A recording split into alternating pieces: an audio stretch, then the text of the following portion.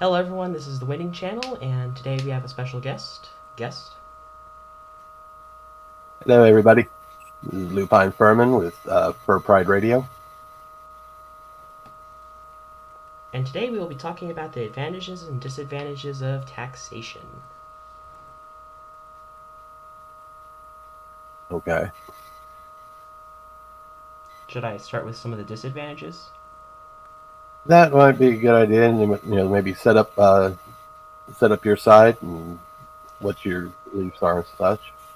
One of the disadvantages of taxation, in my opinion, is that the government holds a monopoly on it, and the government is not encouraged to run as efficiently as possible because there is no competition for the government to really run against. Okay. But if you need to have a government though in order to maintain public services and such. Yes, you can privatize some of that, but who's going to oversee everything? Make sure that everything is running correctly and beneficial.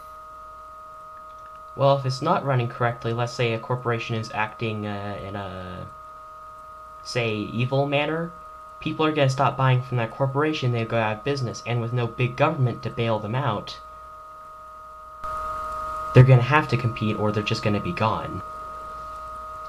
Yeah, government bailouts I don't believe in. I don't believe there's such a thing as too big to fail. Yeah. So well, maybe this would work better if you asked me questions that I could answer.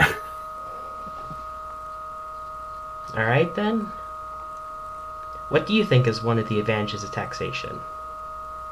For, Well, say, it's needed to pay the government services and pay those that are working for the government, as well as to fund social services. yeah. I'll use something as an example. Let's say schooling. America is far behind most other countries in schools, yet they spend 4 times as much per student. How does that happen? In my opinion, it's because the schools have no competition.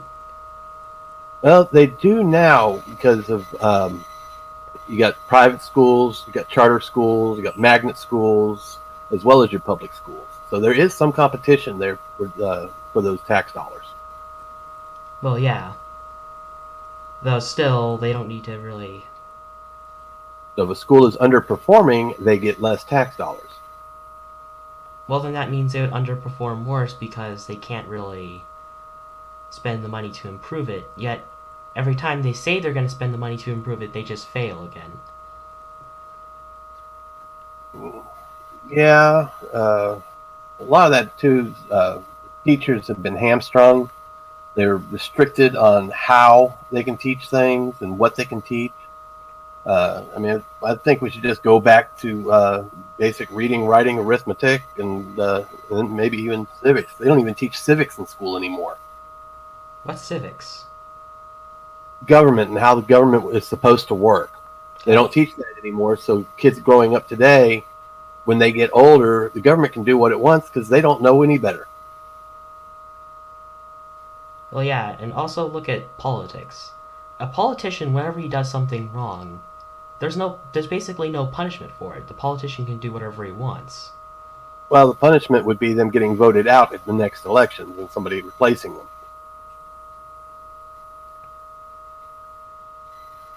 But they're not politicians. I don't believe in politicians. I believe in statesmen.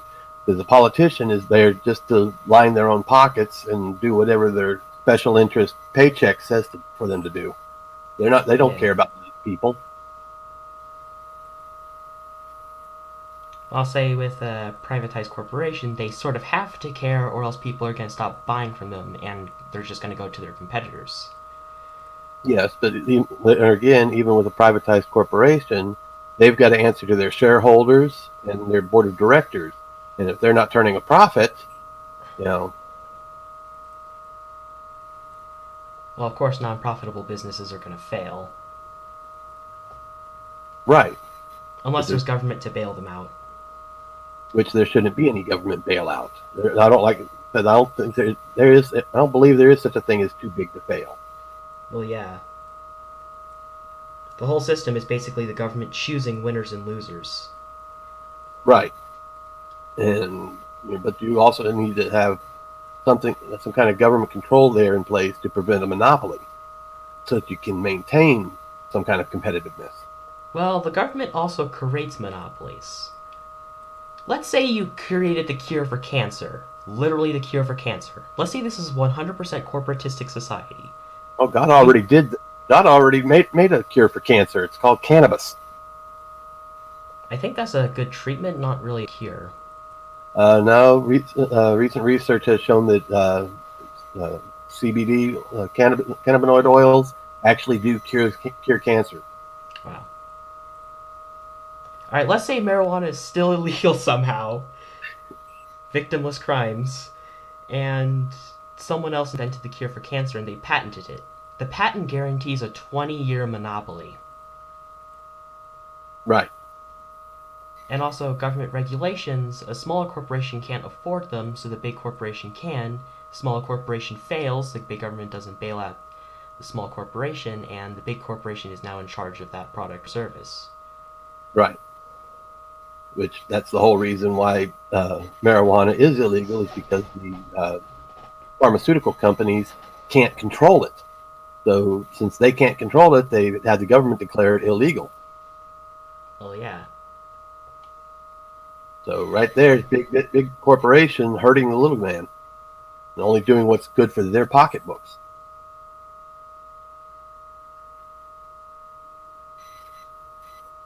Although marijuana is going to definitely create the whole new industries in states where it's legalized. It has, and it is, and those states are actually bringing up now that they're being able to tax it. They it's actually being very helpful in those states. Oh yeah, although taxation is kind of similar to armed robbery in a way, because if you don't pay your taxes, the government kidnaps you and throws you in a cage. There is, I read somewhere a while back that there is a way that you can not pay taxes. But I agree, there is, they can, Really? yeah, there's some kind of loophole or something in the laws. Uh, but like, I've got a friend of mine that years ago was declared legally dead, and when he did come back, they never revoked his death certificate. So technically, he's dead, but yet the government is still collecting taxes on him. How's that Wow. going?